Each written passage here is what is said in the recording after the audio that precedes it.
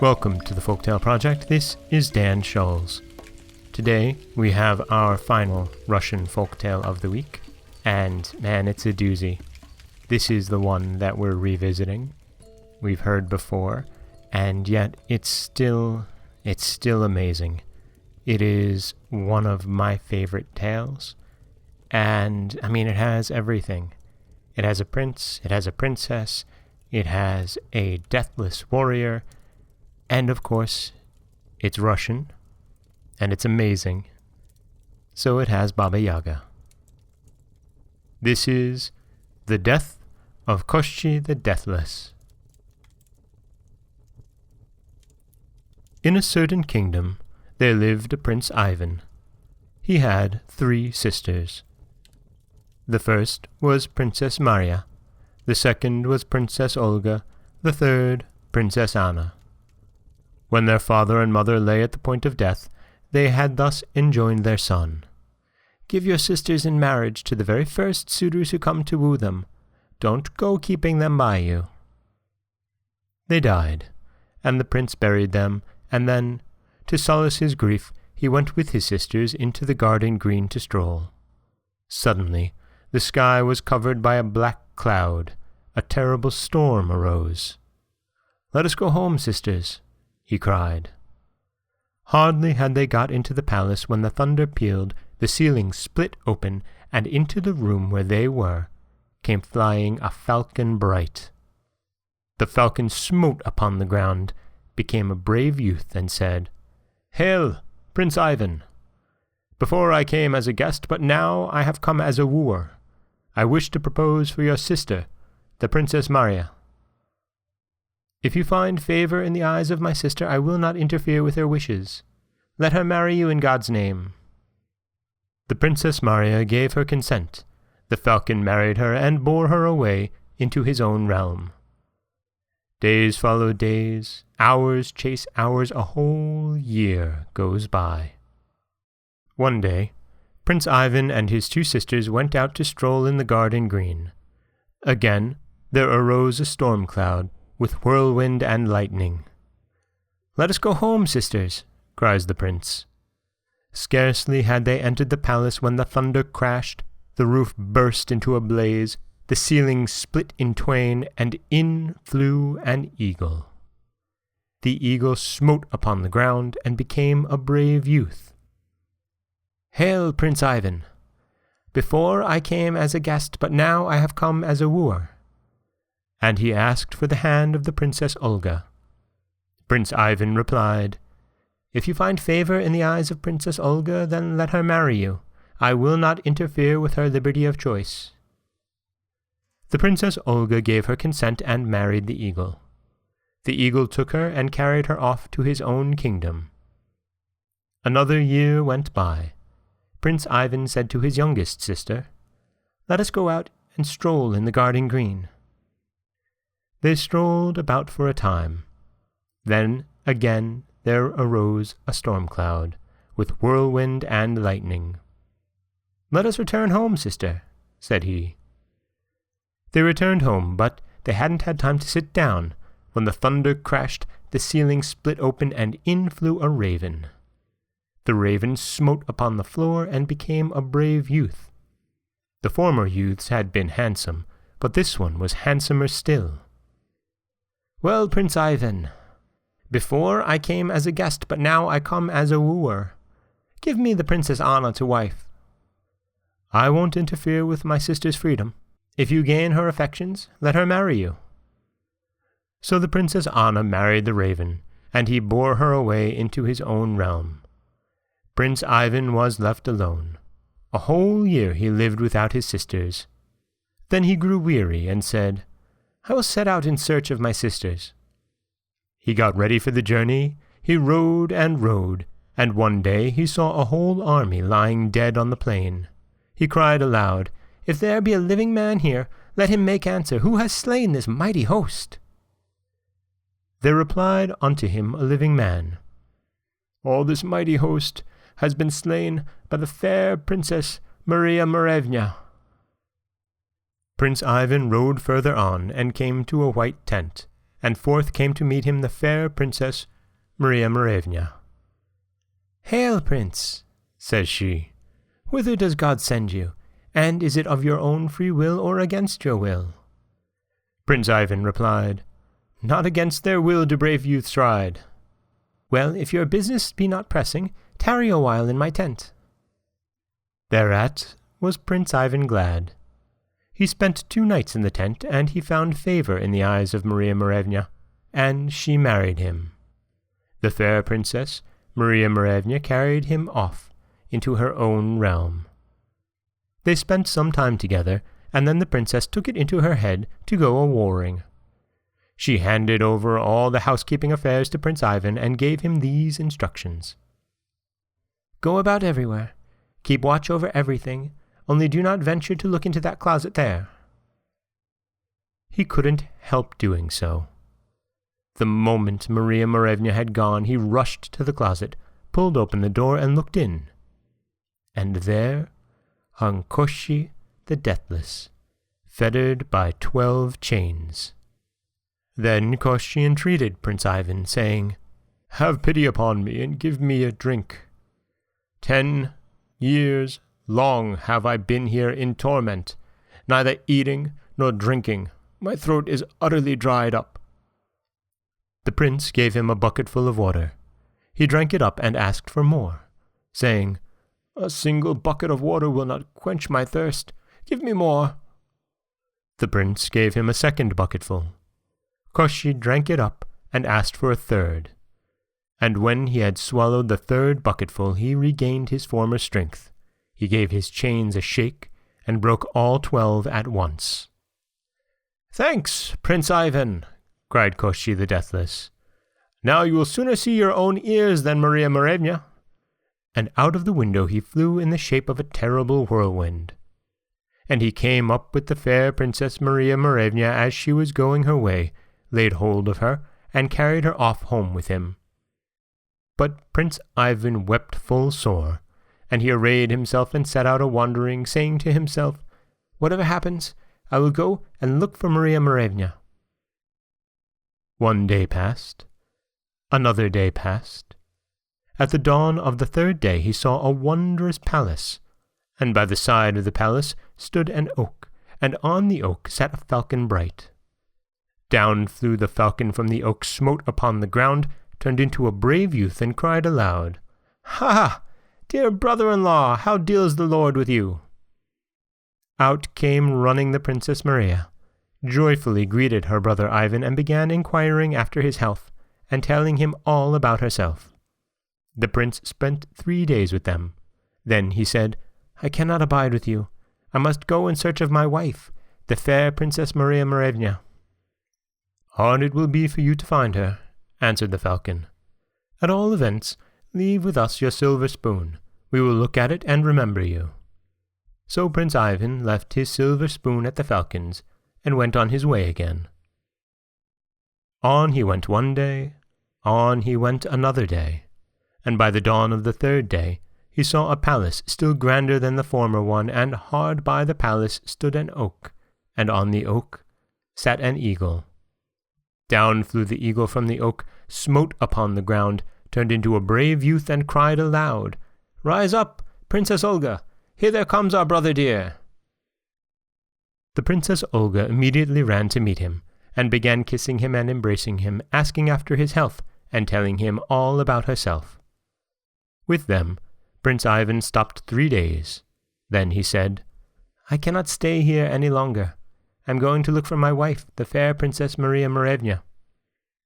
"Hard will it be for you to find her," replied the eagle. "Leave with us a silver fork. We will look at it and remember you." He left a silver fork behind and went his way. He traveled 1 day, he traveled 2 days.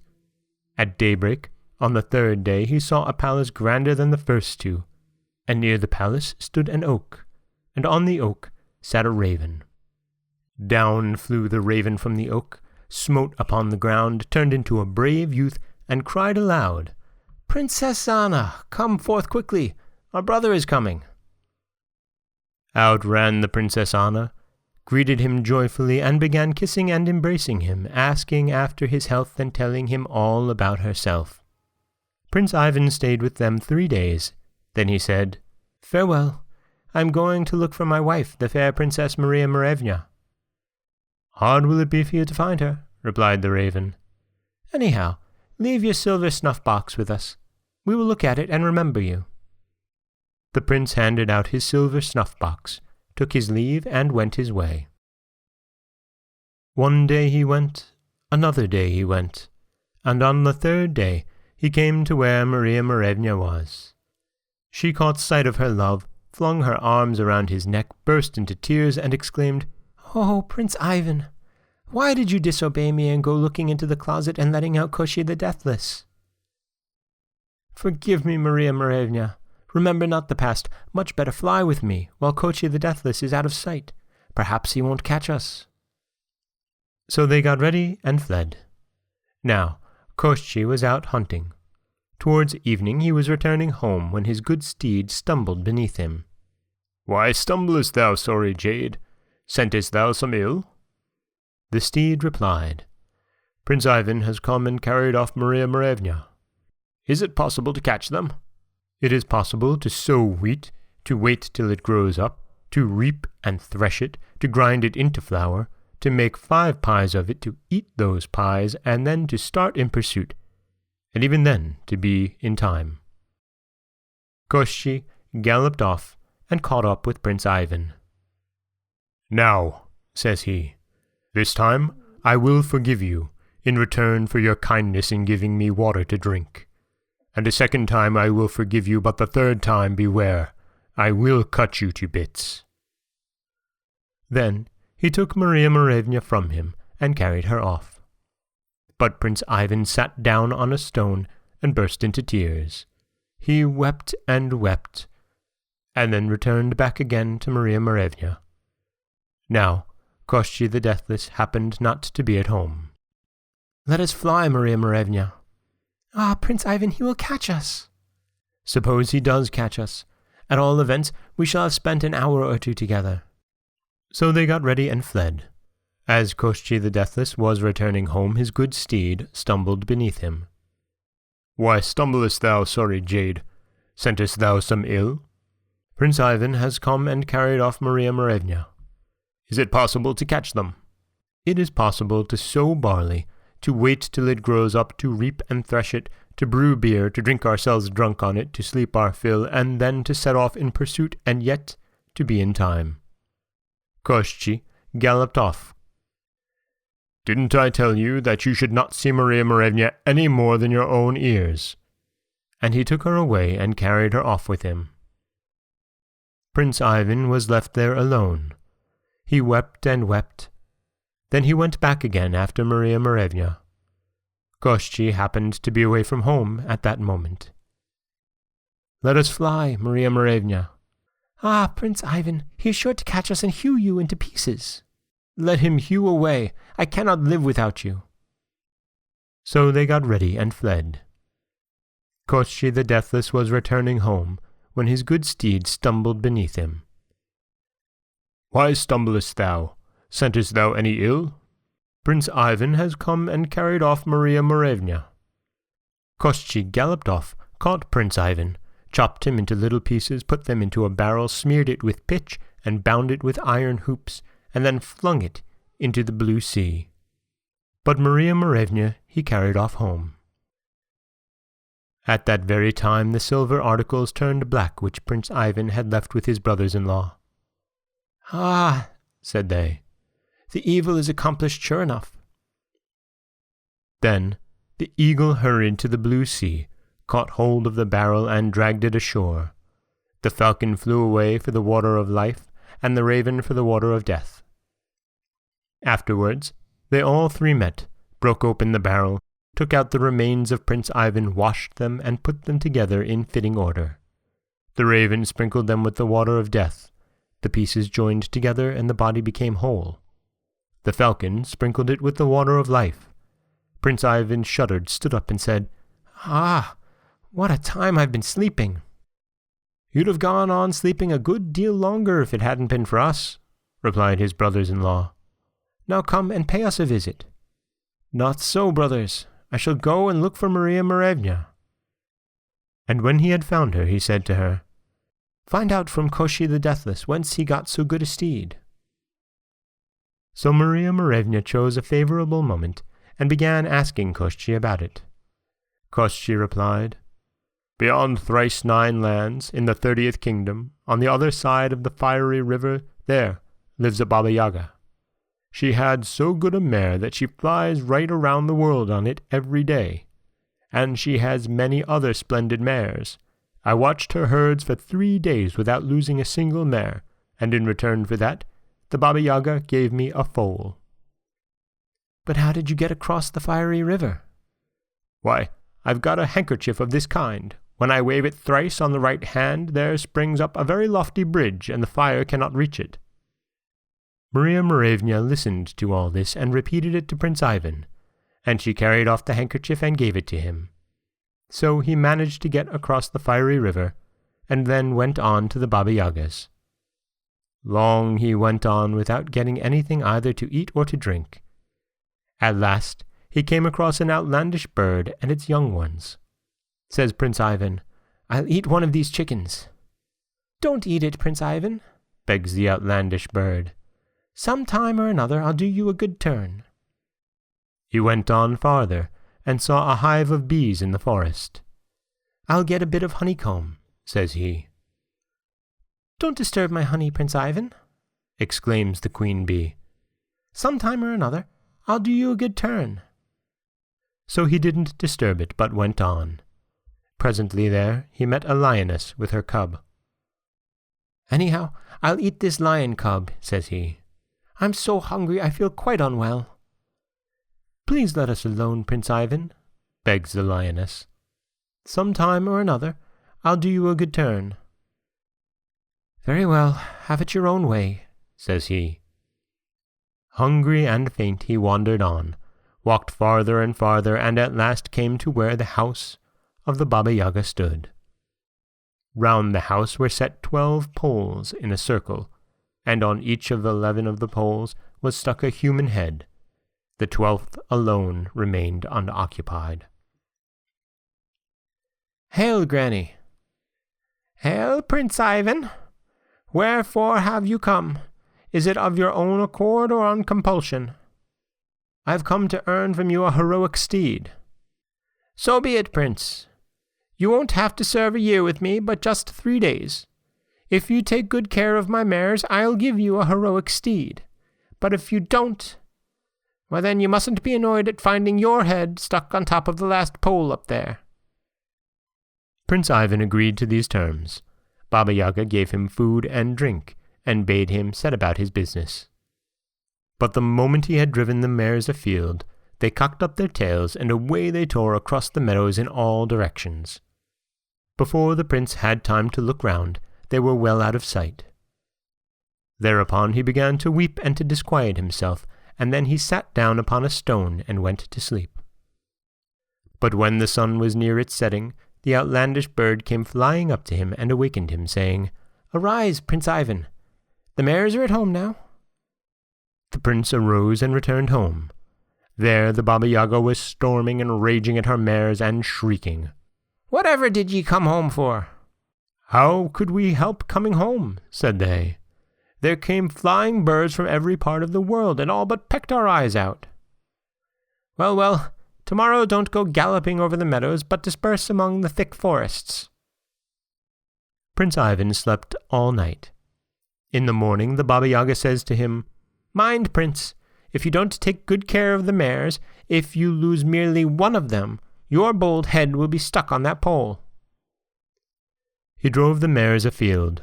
Immediately they cocked up their tails and dispersed among the thick forests. Again did the prince sit down on the stone, weep, and then go to sleep. The sun went down behind the forest. Up came running the lioness. "Arise, Prince Ivan. The mares are all collected." Prince Ivan arose and went home. More than ever did the Baba Yaga storm at her mares and shriek, Whatever did ye come back home for?" "How could we help coming back? Beasts of prey came running at us from all parts of the world and all but tore us utterly to pieces." "Well, tomorrow run off into the blue sea." Again did Prince Ivan sleep through the night. Next morning the Baba Yaga sent him forth to watch the mares. "If you don't take good care of them," says she, "your bold head will be stuck on that pole." He drove the mares afield. Immediately they cocked up their tails, disappeared from sight, and fled into the blue sea. There they stood, up to their necks in water. Prince Ivan sat down on the stone, wept, and fell asleep. But when the sun had set behind the forest, up came flying a bee, and said, "Arise, Prince. The mares are all collected, but when you get home, don't let the Baba Yaga set eyes on you, but go into the stable and hide behind the mangers. There you will find a sorry colt rolling in the muck.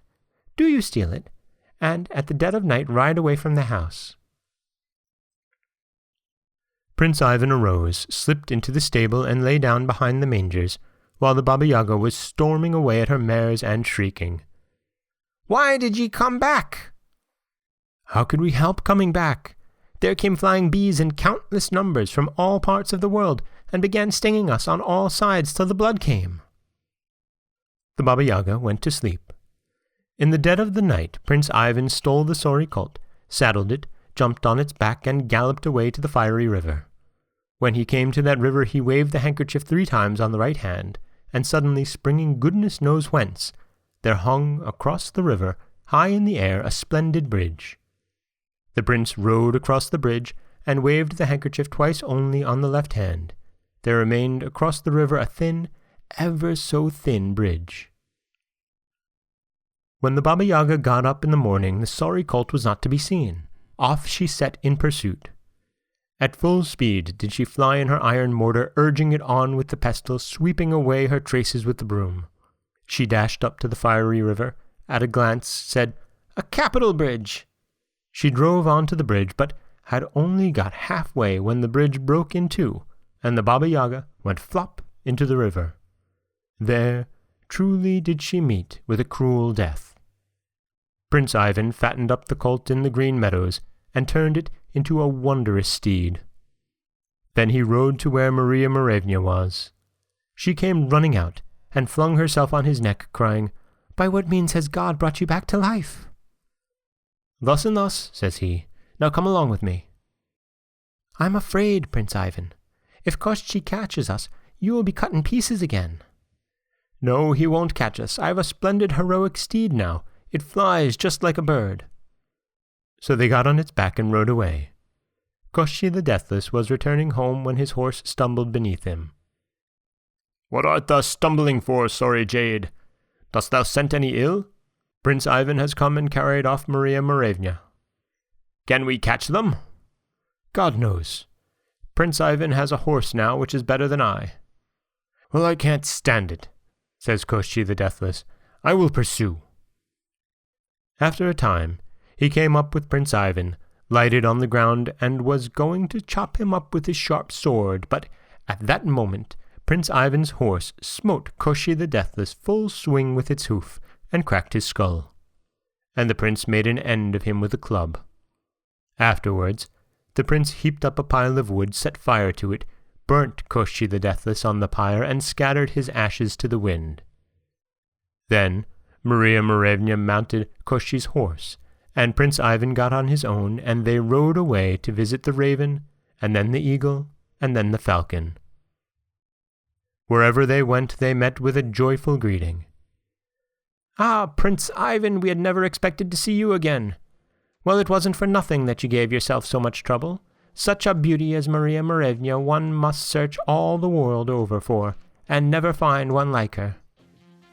And so they visited, and they feasted, and afterwards they went off to their own realms. And that is the Russian folktale of the death of Koshchei the Deathless. And I love this tale, and yet I still have some problems with it. First of all, Prince Ivan kills Baba Yaga and gets no credit for that within the actual headline of the story, but also Maria Morevna, who is a strong, beautiful princess who takes down entire armies, is quickly kidnapped by Koshchei. I always found that to be a strange thing. But I do love when she goes off a-warring, she leaves Ivan to clean house. This is Dan Schultz with the Folktale Project. Don't forget that you can subscribe to the podcast on Apple Podcasts, Stitcher, Google Play, Overcast, anywhere you like to get your podcasts. You can follow us on Twitter at Folktale Project. You can find us on Auto Radio, TuneIn Radio, iHeartRadio, Spotify, anywhere you like to listen. And you can always head over to folktaleproject.com, where you'll find a new story waiting for you every Monday, Wednesday, and Friday. As always, thank you so much for listening.